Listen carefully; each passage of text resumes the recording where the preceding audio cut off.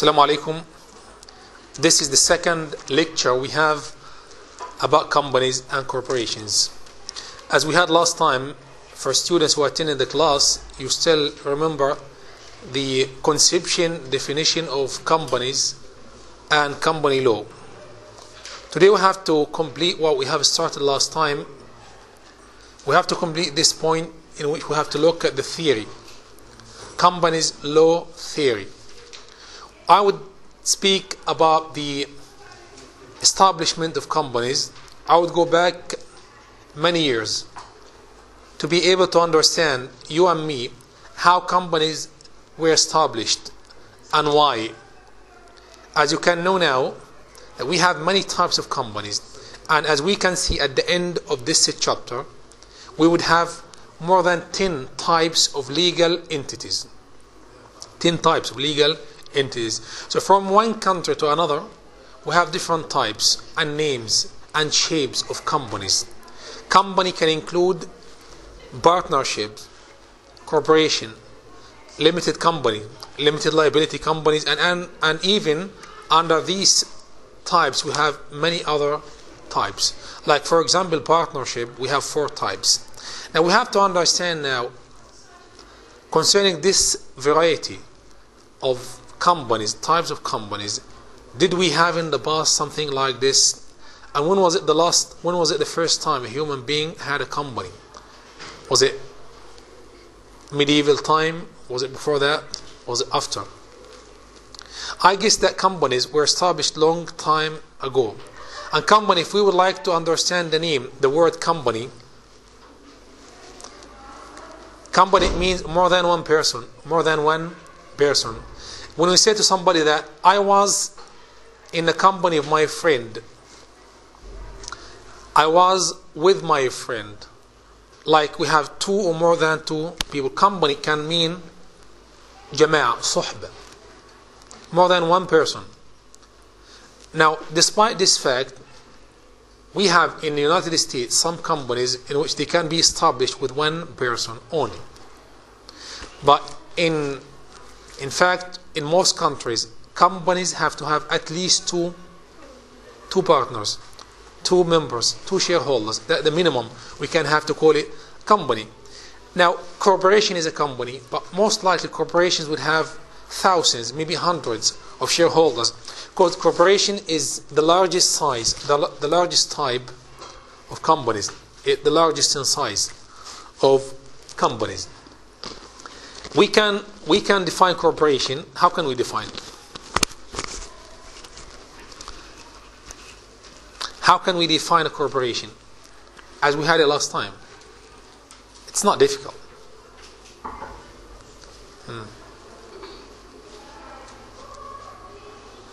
Late students, you're not going to have mark today.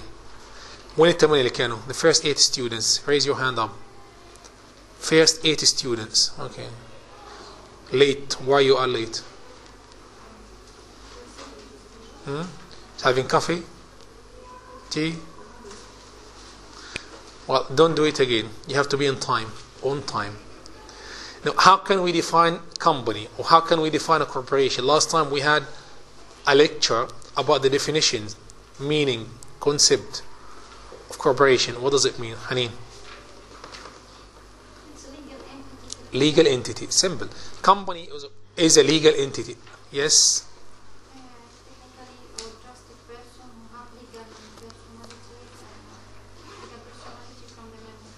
Good.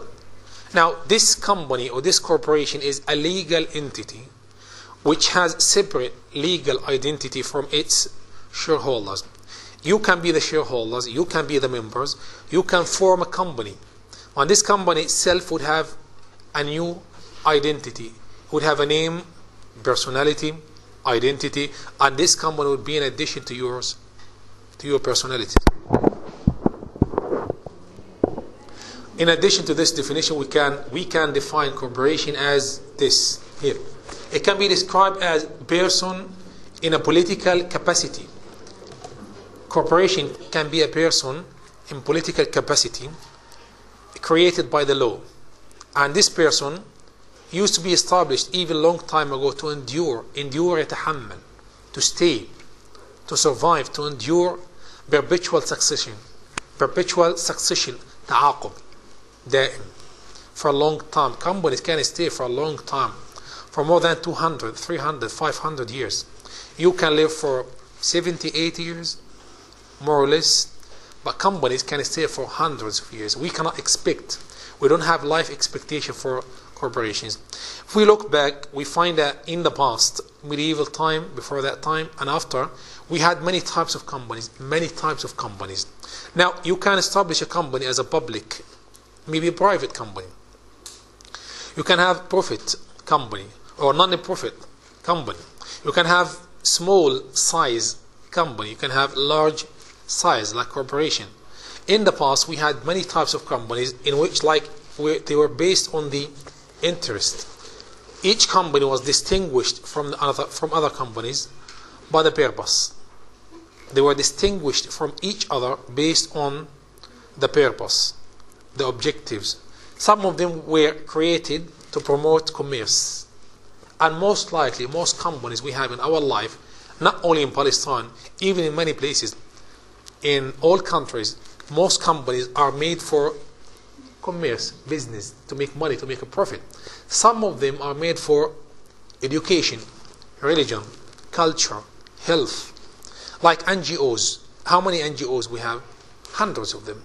But those NGOs are established under the title of company. If I would like to have my own NGO, non-governmental organization, I can establish a company. And this company, under the law, it's called non-profit company. شركة غير ربحية. And we can call it NGO. But most companies we have are making business. In 1970s, in the United States, 1790s, they had many types of corporations, and even they have variety, widespread companies in many places with different purposes and objectives. And even though today we have many types, and those types of companies depend on each country. How many types we have in Palestine? 3-4 types of companies. In the United States, we might have more than 10 types of companies. Maybe more, maybe less. It depends on each country. But in all cases, some people, some scholars, some thinkers were saying we have to be careful when we establish a company, especially corporation. Why? Why should we be careful? Why should we take the caution حذر when we establish corporation? Why is this? Why Jada? Because corporations usually have more liabilities towards government and towards societies more than any other type of companies. Anyone else? We have to be careful, we have to take caution, we have to inspect corporations. Why should we take all these strict measures? Because the money that we invest in this corporation, it's not for own money, it's for stockholders. So we must be careful about this money and big businesses. That's one point. Yeah. Anyone else? Anyone would like to read this point for me? Yeah. Anyone? One. These external actions or transactions. In their external, who's the companies? Yeah. In their external actions or transactions, corporations enjoy the same latitude مساحة. Yeah. Space. As private individuals, many saw this as a principal advantage in this corporation. Why we have to be careful? Because companies have the same latitude. If I, as a human being, can have my own business, I can invest a small amount of money or large amount of money as my business in my name. Imagine if we have 50,000 people, 50,000, and each one would invest the same amount of money like me. How much money we're going to have? Hell of money. Huge amount of money, isn't it? And that huge amount of money would have an effect on the society and the government. Imagine a company have $50 billion as a budget, 50 billion. What do you think of this amount of money? Huge. Imagine a bank like HSBC Bank. You know it? Yes. One of the biggest banks in the world. HSBC makes annual profit more than 10 billion pounds. It's about $15 billion. And this is equal as 5 times of the budget of the Palestinian Authority. One bank makes a profit, annual profit, and this was as equal as 5 times of the budget of the Palestinian Authority. So such corporation would have an impact not only on a local society. This is a transnational company. It works at the international level. This bank can work in many countries, 50, 60 countries in the world. Imagine such organization, such a bank, such an institute, what you call it, corporation, would employ 60,000 people. It means 60,000 families would be fed out of such institute. Imagine this corporation collapse, has a bankruptcy. What would happen? They're going to have a crisis. Like we had some companies in the United States applied for bankruptcy in 2008. The employees were seeking what? Benefit from the government. So the government would have to take the responsibility. If I was the government, I would have to feed those people. I would have to give them accommodation. I would have to support them financially. That social benefit. Now those people, those employees will be as burden on the government. حمولة, عبء. That's one point. The second point is, now some companies with such a huge amount of money, they would have an impact on the whole society. Some of them can lead in politics. If you have the amount of money, you can do anything you like. You can buy a country. You can build an army. You can build, if you have 50,000 employees, that number itself is a number of an army. Then you can invest in those people. Maybe some companies have even more than this. So those companies, we have to be careful with them. Those corporations, we do have to be careful. We have to take the caution. We have to inspect. Taftish. Look at their establishment and their management, how they run, the administration. Do they have any impact on the society or not? Some of the companies can even invest in politics.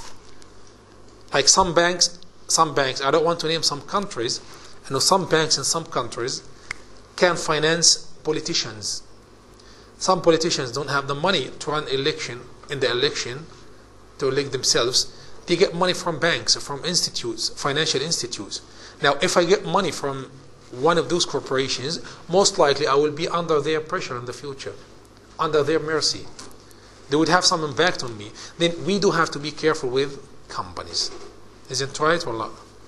Okay. In a company, you have something called bylaw. I think I did explain it last time. Bylaw. What does it mean, bylaw?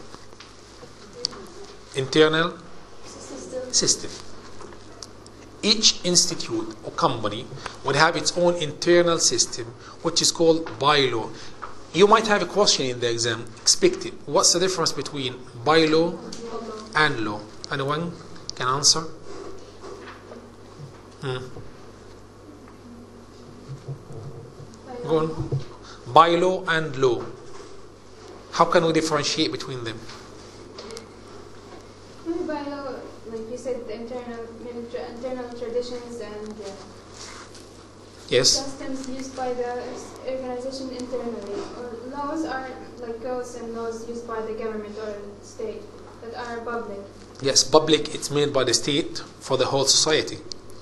So everyone has to abide by the law. We have to commit ourselves. But when it comes to bylaw, its internal system, it's only within this entity, inside it, within the company, within the corporation. People who are outside this company, they will not abide by this bylaw. Now, this bylaw inside the company itself, company will have its own bylaw, and the country will have its own law. Now this bylaw have to be consistent with the law, in accordance, متناغم متناسق with the law, have to be consistent with the law. And how can we establish this bylaw? At the beginning, once we make the company, we have to have its own bylaw. This can be annexed to corporations by the act of establishment, هو عقد التأسيس. At the time when we establish a company, we have something called the act of establishment. This act of establishment, some documents would include, that have to include the bylaw. Tacitly, what's tacitly? Implicitly. ضمني. Tacitly, ضمني. Implicitly have to be annexed to the corporations by the act of their establishment. Fine. Now each company would have some duties to do. Each company. What kind of duties every company would have? In general. What does it do, the company? Activities. What kind of activities? Selling, buying, hiring? Legal activities made by the company, they say duties. Many questions are asked. I have many questions about the company. Can you read it, Hany? Many questions are asked, one of which is duties of corporation. What are the duties? You might have a question like this. How can you answer it?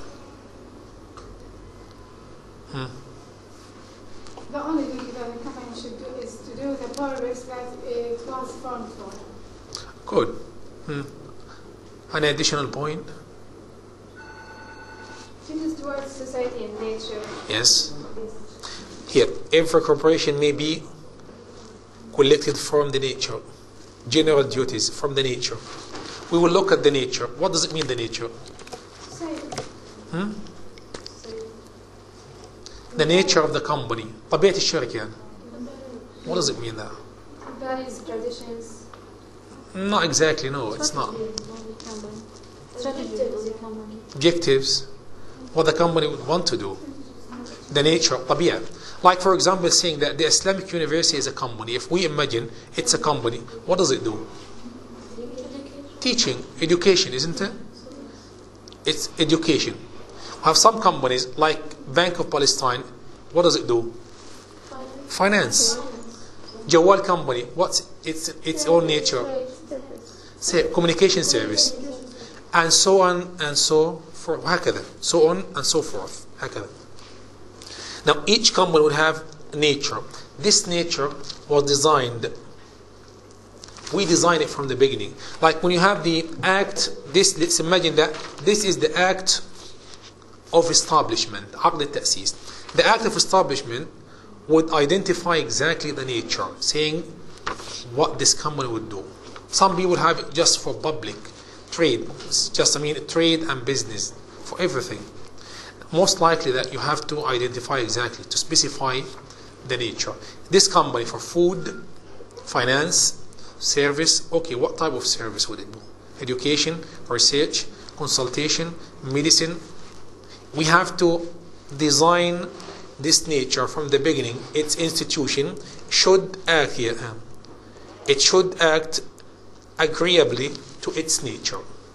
Each company have to do the duties as in its own nature. Exactly. Like I cannot see that Bank of Palestine today, the bank, can switch to telecommunication. No, because the nature of the bank is only finance. Now, I cannot imagine that a company who manufacturing electronics can go for telecommunication, for example. If you would like to change the duties, you have to change the nature. You have to redesign. You have to redesign such a company from the beginning. Say, well, this company, it does not work by this nature. We have to change it. We have to choose a new nature, to have some new duties, because if the business was not successful, then we can switch, which is fine. It's up to you. But to switch from one type to another, to switch from one nature to the second, then you have to look at the design which was stated in the act of establishment, يعني تصميم عقد التأسيس. Look at it, and then you can go to the something called company house. Company هي بالعربي مسجل الشركات. Company house. In the UK they call it company house. هو مكتب مسجل الشركات. Then you can switch from one type to the second. In addition to this, we have the inspection. Inspection. How can we inspect any company? How can I make sure if this company is abiding by the law or not? How can I make sure if this company is running well and does not cheat, does not deceive people, does not change the law? How can I know this? Haneen? Anyone of you has a company? Family business. Yeah? Anyone? No one has family business? Companies of some. Yeah? What do you have?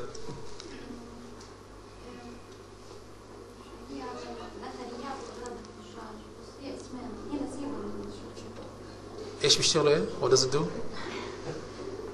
Accessories. Accessories you mean? And clothes. Okay. Well. Okay. It's a different nature. It's not the same at all. Contractor mean building, construction, and the second one is clothes and accessories. Completely different nature and different duties. Olive oil. This is a third type. This 1, 2, 3 sectors. Each sector will have its own nature and its own duties. They're not the same. In each company, it has to be inspected. Then we have a process of inspection. This process, it's done by a specific person. Then we call that person company inspector. Company inspector. In each country, we're going to have an office, and this called company inspector. This person would have some assistants. They would help him to inspect the companies, to look after them. They might come at any minute, any time, suddenly knock at the door, open your books and notes and documents, and the company inspector have the right to look at the tax record, to look at the specification of the company, the duties and the nature, and if this company was acting in accordance with the law or not. If the bylaw of the company consistent with the law of the country or not. If we have any contradiction, or we don't have any contradiction. In the past, this process was vested in here, the courts of the King's Bench. That was long time ago, 1970. In the UK, long time ago, more than 200 years. At least the power of the court of the King's Bench were vested in the Supreme Court of Pennsylvania in the United States. I mean, the king has that power and can give it to anyone. Because there's something important, talking about companies, and companies are fictitious persons, legal persons. They have identities, they can act, they have money, they have power in the country. Imagine that we close down all the companies. What would happen to the economy? It would collapse. We close down. So such companies, those are persons. أشخاص ولا لا? Such companies, we have to inspect them. We have to be strict. We're gonna later on, you will see small companies will not have the same inspection process like big companies. If you invest £50,000 in one company and you invest £50 million in the second corporation, then the inspection process will be more strict. Even the establishment for the corporation as a public corporation would be more strict and hard, because 50 million is something huge and it will affect you, people and the government. So you have to be careful with this. So again, why should we have inspection process? I've just explained it. Why should we have inspection for the companies? Anyone? Think just about it. Do you think that companies are perfect? They're not making mistakes? They are making mistakes. Yes? But how can we know this? Mainly to protect the economy as a whole and protect individuals to save their lives. Because we cannot give them the freedom. Companies have latitude to act as individual, and they even can act. They can act and they can do things more than any one of you can do. They have the money and the power, and they have the shareholders, and they have the customers. They can do lots of things. Then we have to be careful with those companies. We have to stop them of abusing the society. We have to stop them of taking advantage of the power they have. You remember that when we said that in contracts sometimes we have undue influence. One strong person and one weak person. The strong one takes advantage of the weak person. Okay, how can we dissolve a company? Dissolve, حل. How can we dissolve a company? How can we end the life of the company? How can we end it? Today we have a company and we would like to just to dissolve it, to end it. How can we do? Abu Muhammad, do you want to answer? Bankruptcy. Easy. This is one way, one solution for this. You can have bankruptcy, or you can get the power back to the same people. As you shareholders invested in a company, you can take your money back. You can end everything. We can, from the beginning, we can define the life expectations. We can have an end, a company for a short time, or even if we do not have life expectation for the company and it's run for a long time, we can end its life. We can dissolve it by surrender. What surrender? يستسلم. Surrender its legal existence into the hands of that power. This power comes from where? Shareholders. The power of the company comes from the shareholders. It was received at the beginning. So the solution of the company would come after the company surrender itself to the power, the same power. This power comes from the law and it comes from the shareholders. So we can have this solution by bankruptcy, and we can have this solution by surrendering the power of that company to the same source, the people, the shareholders who invested in that company. Good? Fine? I hope so. Next slide, it's about companies law study. Companies law study. You study company law as commercial student, studying business administration, accounting, and you do have to study companies law or companies in general.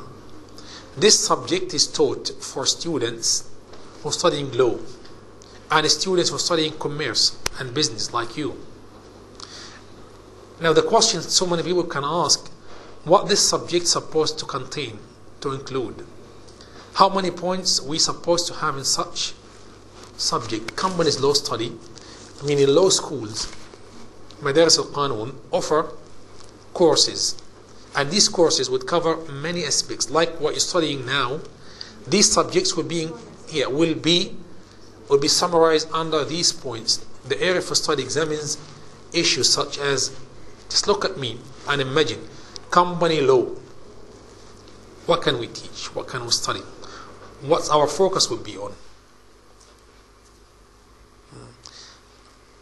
Definition, like what we have last time. What does it mean, a company? The entity itself. We look at the entity, Kayan. Look at the entity, look at that. A major form of business entities. We look at different types of entities. We have many types of companies. We have to look at all of them operation here. How these forms of entities formed, established, or operated, process, management, and dissolved. Simple, isn't it? Second point, you might have something like this in the exam question, asking you to talk about the company's law study. How can we look at this subject? Second point is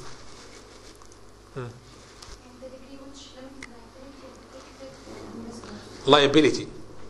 In all type, the main difference between business entities is liability. We have to keep looking at it all the time. Liability is something we can use to distinguish between all types of business entities. Liability. It can be sometimes limited and it can be unlimited. Like in corporation, unlimited companies, unlimited liability companies, we have limited liability. And this limited liability is concerned with shareholders, not the company itself. We're not talking about limited liability of the company or unlimited liability for the partnership. No, it's concerning the individuals, members, shareholders. You can have unlimited liability. If you are partners in partnership, then you can have unlimited liability. You're going to be responsible for the whole debt of this partnership. Number 3,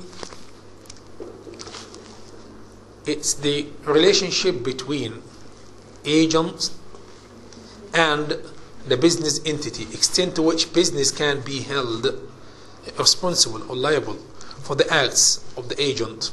As we had the first chapter, agency, we have seen that we have some kind of connection, legal relationship between agent and a principal. The company here is the agent, is the principal.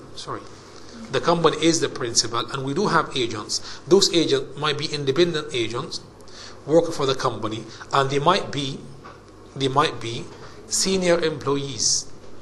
Now we have to fix the type of relationship between them to be able to understand if both sides here, now they have liabilities or not. Mainly we have to look at the liability of the company. Liability as well, because if the agent was acting on behalf of that company, then the company would be responsible for the actions. Number 4, Treaty. The relative advantage and the disadvantage of the different type of business organization. Okay, advantage and disadvantage of each business organization. Because today, if we want to establish a company, how can we choose it? What type would you like to establish? Small size, large size, private, public, profit, non-profit. It depends on what you want. We will look at all types of companies, take them one by one, look at the advantage and disadvantage to see which one can suit my business, which type of companies can be suitable for my purpose as well. Number 5 is the structure established by government to monitor large corporations. Good. That was just the point I was talking about, the inspection. The last point I mentioned in the last slide was inspection. Inspection. How can we inspect? How can we monitor? It's the same. It means the same thing. This is a mechanism.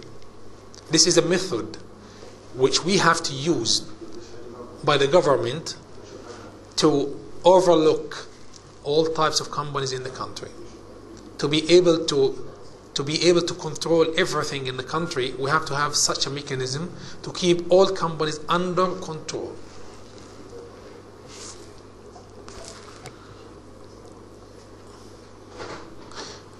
Okay, somebody read this here, can you?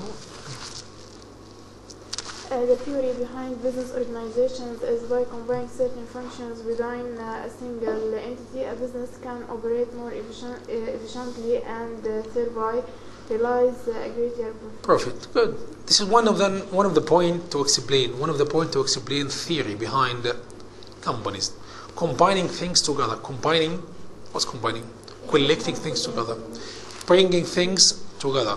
People together. Having money from more than one person, combining activities, certain functions within single entity. The company itself is a single entity, but inside the company we have many activities, many shareholders, lots of money invested. We have functions, wada'if. These are combined in single entity. If we don't have this entity here, we will not be able to have such activities and money and profit. As individual, you have the money, you have the mind, you might be smart, you might have lots of money, but you will not be able to act as a group of people.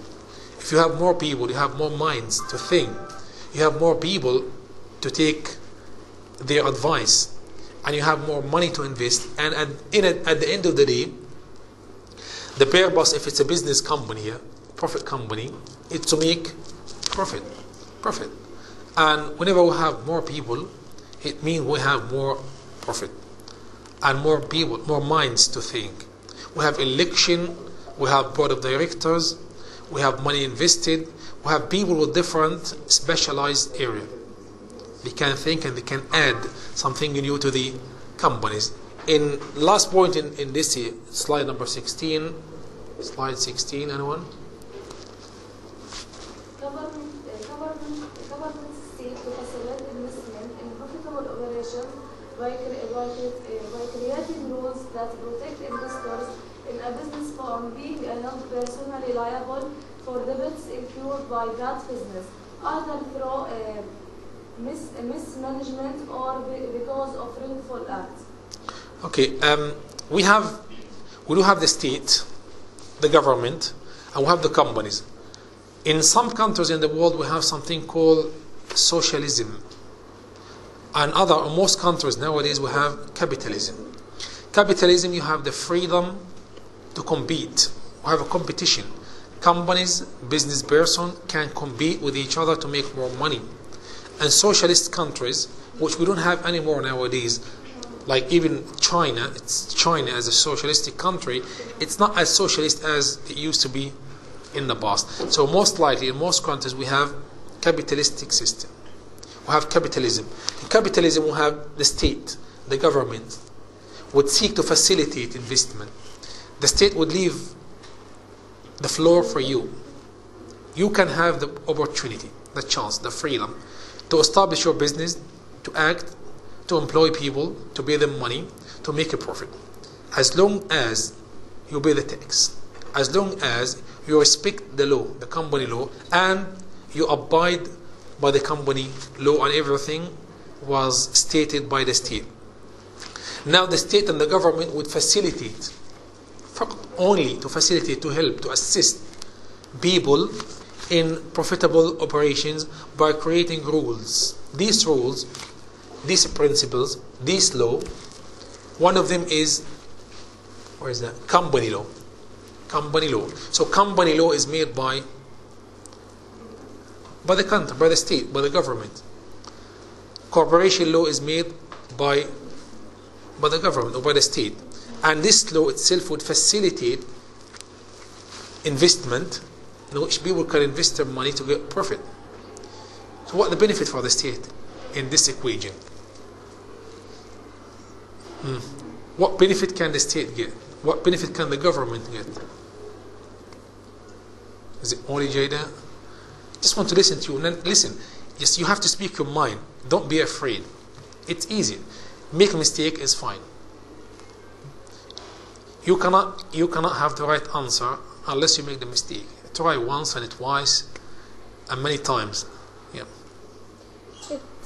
It makes their countries or cities developed, and they serve some service that the government cannot serve the people. Help the government in serving people and. Go on. Usually the company or the state, the government, is usually busy with servicing people and other public stuff, you know. So they leave this economy or this burden to yes. So the state cannot do everything for the people. The state cannot, because the state would not have that power to do everything, to invest money, to make business, to make a profit, and to have the law and security and the legal system in the country, and to serve people. That's too much for one person to take, or for even one organization to take. So this is why the state here would leave it for the people, for the merchants, for the business people to have their own investment, to invest more money. And if you invest more money, even the state will get the benefit. Because business, if it's successful, would have to pay tax. And this tax is the revenue. So revenue tax would be paid for the state. So the state will survive on such money which is be taken as a tax, deducted from the businesses, from the profit which is made. So both sides would have the benefit, the state and the business people. The state and the companies would have profit at the same time, making a profit and making tax for the state, in which the state can survive without even much interference.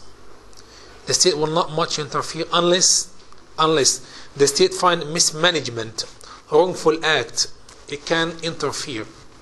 It can come in, step in, and can take an action. If we can find a company was cheating, was deceiving people, was not acting in accordance with the law, then the state can interfere by sending inspectors to look, inspect, and we can take the right decisions against such companies. Okay? How do you find it up to now? So? Easy? Right. No, don't worry about it. I'm going to talk about it later on. Again, today. I will focus on what I'm going to do with you to help as much as I could to compensate you with the marks what you had in the midterm exam. I want you to understand the subject. That's the most important thing. If you understand what we have in this book, that's our main point. Then you can think about the exam. We have time at the end, then because we have a presentation and we're going to have to speak about the exam. We look at the origins. There's something called etymology. What's etymology? علم الكلام? The science of words. In that, corporation means what? What does it come from? Corpse. Corpse in English, جثة. Corpus in Latin is a body. In English, corpse is a dead body. Dead body. In Latin, corpus is a body. And this body, as we said before, corporation is a body, isn't it? It's a new body. So corporation is a new body. Company is a new body, a new entity, a new person. New person. A group of people authorized to act as an individual. Not only like this, even we have similar things. Similar. Like, for example, it's not our subject, just as an example, to explain it to you.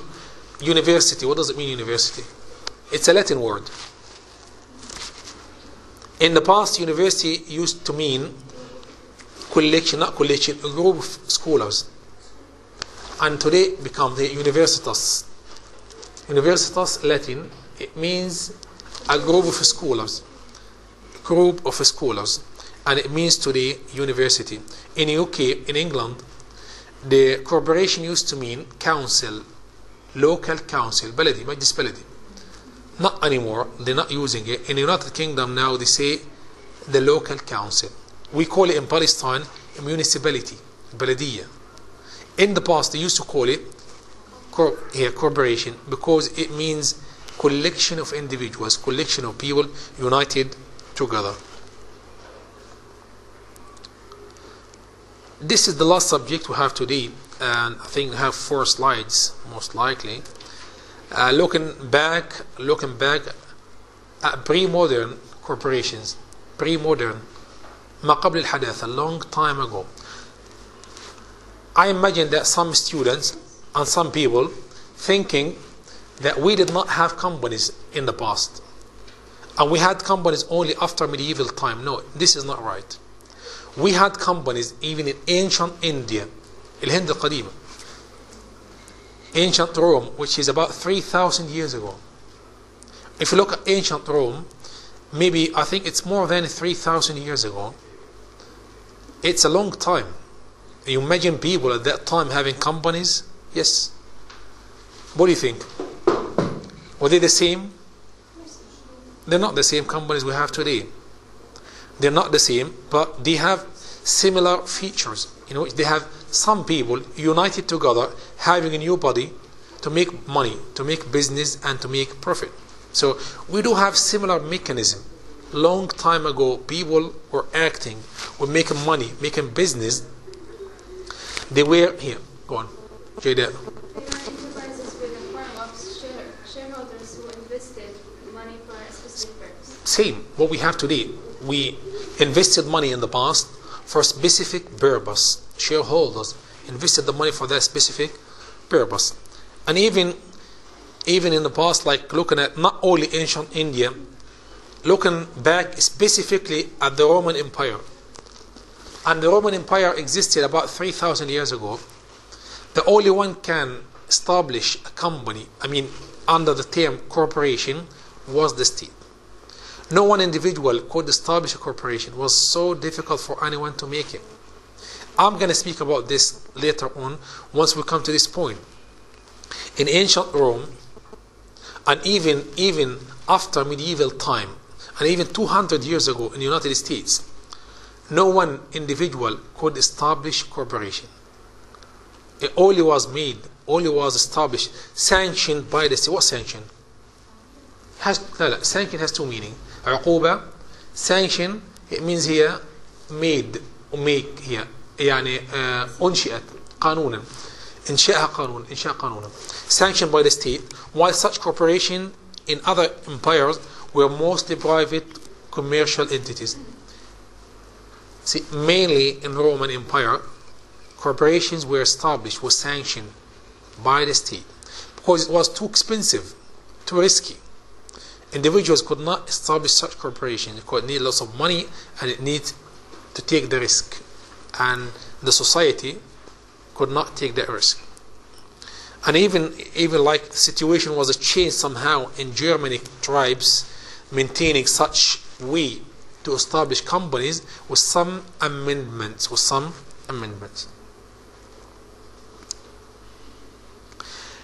Some people say, well, this idea of corporation goes back to the idea of the church. Some people connecting the idea of corporation, how to establish it, how to make it, the shape, the size, the individuals, equal to the idea of church, الكنيسة. They said in the church here, they have something called the body of canon law. Canon law, قانون المكتوب المدون.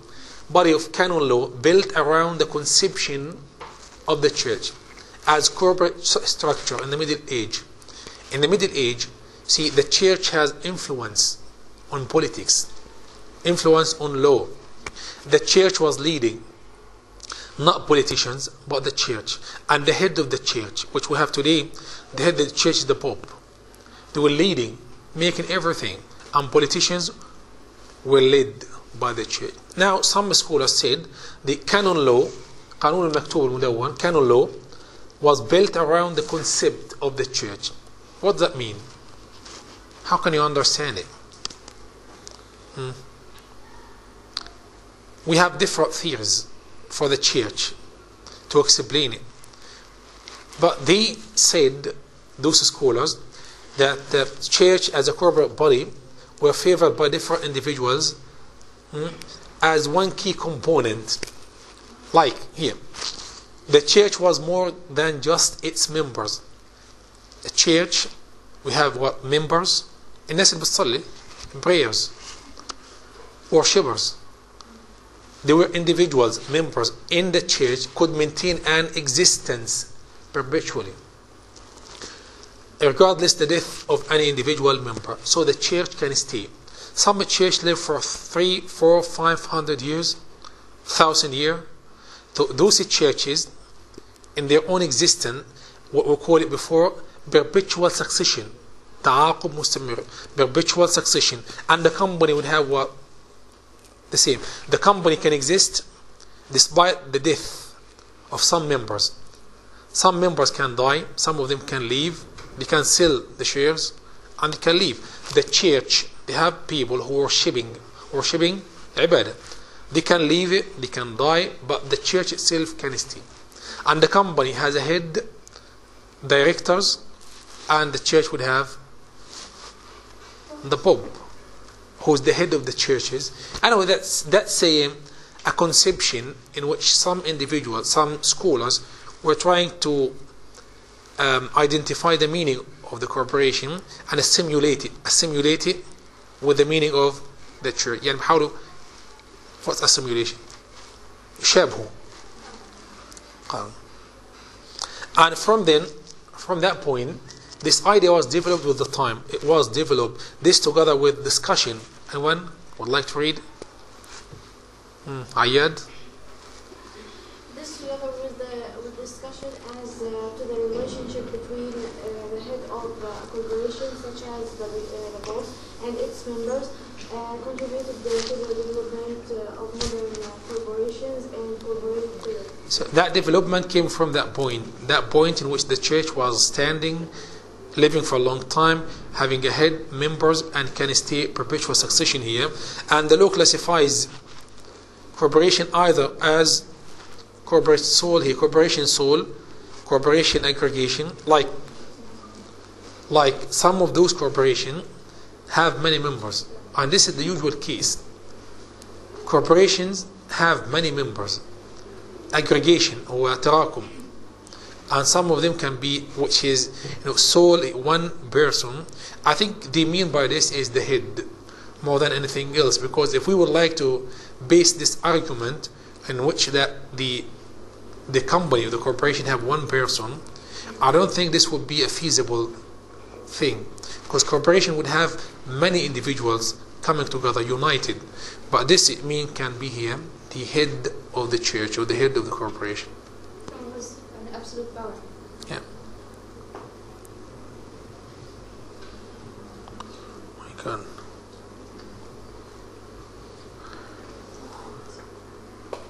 Okay, let's complete what we have. We'll see how it goes. Development of modern commercial corporation. Now we have to finish. We still have one chapter, bankruptcy. We have to finish, and only what we have 5 weeks, isn't it? It's 5 weeks. I mean, practically we have 4 weeks. 4 weeks. Modern here, development of modern commercial corporation. I mentioned a few minutes ago that corporations were not established by individuals. Corporations were established mainly by the state. And specifically here, talking about a specific time in which in that time the state was the only person who could establish corporations. Not small companies, not private companies, no. The state used to establish those corporations because it was risky. It was expensive for individuals to embark upon to establish a company like this. And even some people were asking the question why individuals could not establish, despite the fact that some of them, they had the money. So it was not only about the money. It was too risky to take, and I mean too expensive. It was too risky, but was not too expensive. For some people. Too risky because if you look at this slide here, you will see that there were some companies in the past. Those companies were part of the state, were division of the state, in which the state was using them for colonial purpose, colonial استعمار, يعني أهداف استعمارية. Those corporations, like for example, Dutch East India and Hudson Bay Company. Those companies were established as many European nations established them as colonial ventures. Colonial, يعني استثمارات استعمارية. One of those companies, Hudson Bay, and the second one, Dutch East India. I want somebody to speak about them next week. Someone can take one of them, Dutch East India, or both of them. Maybe like قناة السويس مثلا. Yes, well, I need somebody to speak about one of those companies next week. Okay, I will talk about it Today, Hudson. Okay, so we need somebody to speak about Dutch East India. Did you speak before? Did you make a presentation? No, honestly. Next week. Now, this is why some people could not built such corporations because they were connected. And if you imagine looking back at such companies in the past, you will find some of them were acting on behalf of the state. Like the UK, in the UK, they established many companies because the UK was an empire where the sun does not set. مملكة لا تغيب عنها الشمس. Empire where the sun does not set. And this empire was acting, working. And the biggest settlement was India. In India, they have many companies. Those companies were working on behalf of the British government. Now, at that time, I need somebody just to read this here for me, this point.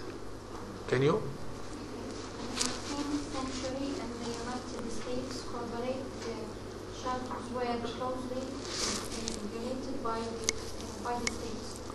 Forming a corporation usually required an act of suit. It was not only such corporations were made by the state, not only. In addition to that, each corporation would require at that time a specific charter. يعني بدها قانون خاص. Each corporation wanted and had to have a specific charter. Now, what we have in Palestine, in the States, in each country, we have only one law, company law.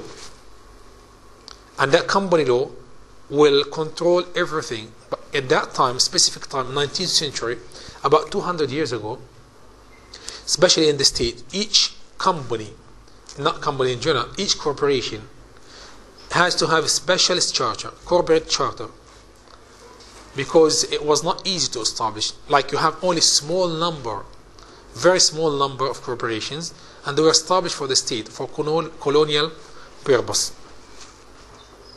And a colonial purpose. But later on, here, as you can see, many private firms at that time, they did not establish corporation. Many private firms established only small companies. This reason for the risky, because it was risky, it was too expensive, and they were for the state purpose, for colonial purpose. And this is why many private firms in the 19th century avoided such corporate model. But at the end, this situation did not last forever. This situation did not last for a long time. Eventually, we'll find that state governments began to realize the need for investment. Some governments, like in the United States, started to give a chance for people to establish corporations. After a while, thinking, well, state had enough and would give the freedom to anyone in the country to have their own corporation. And this what happened in 20th century. It was in New Jersey in the United States, the first state to adopt such law. And the second state was Delaware. They were given the chance for anyone. Okay, you would like to have a company, corporation type, you can do it. You have to pay tax, you have to use the law, you have to listen to the state, and then you can do it. Then Delaware had the best law in the United States, in which many people were investing, because they have not tax-free, but at least they have some advantages in which you can have low level of tax, and you have some facilities helping you to enact such corporations. And this even after that, New Jersey state was following up with what happened in the Delaware, trying to encourage people to have more business. In the 20th century, after that 20th century, also we have proliferation of enabling, especially after the first and second World War. We have more companies were established under the same law. So the situation did not last forever. There were many chances in which many companies were established, many corporations were established, and those corporations established specifically under the First World War.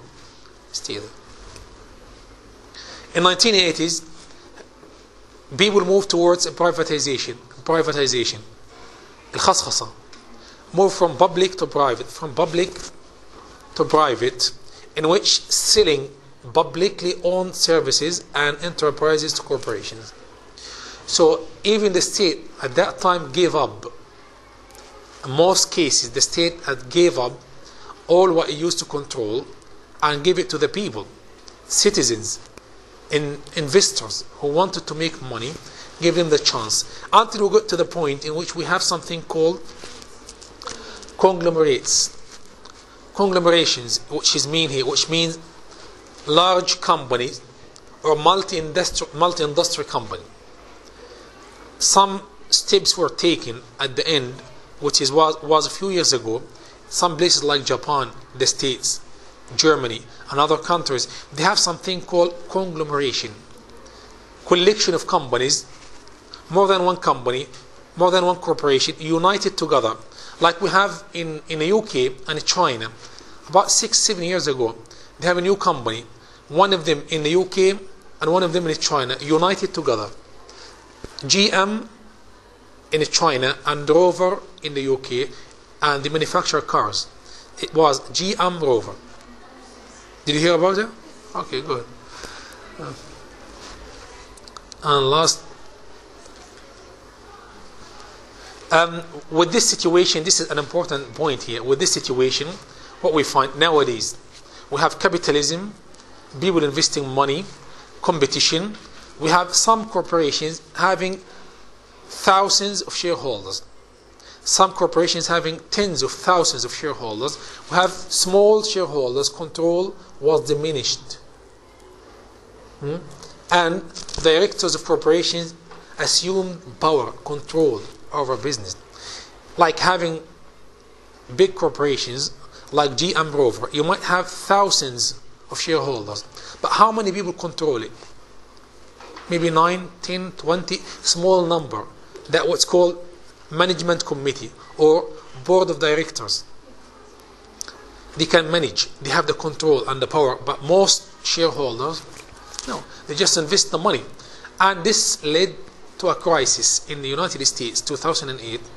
Many people lost their money because the board of directors were cheating, they were not following the law, and they caused the bankruptcy for many companies, for many of them, and that affected millions of people, and even recently we have more developments. I'm not going to talk about it now, I'll leave it to next time. Thank you very much. Thank you for your time.